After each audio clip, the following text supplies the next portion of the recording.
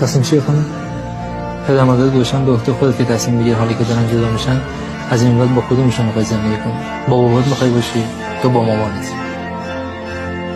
تصمیمت گرفتی یا نه برو؟ بله.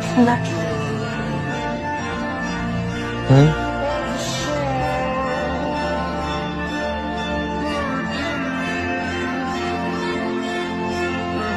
تصمیمت گرفتی یا نه؟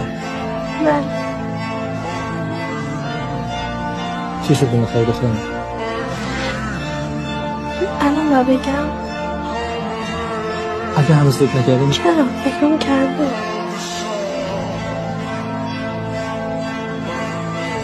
اگه هنوز فکر نکردیم میخوای یه جلسه چرا فکرم کردم؟ خب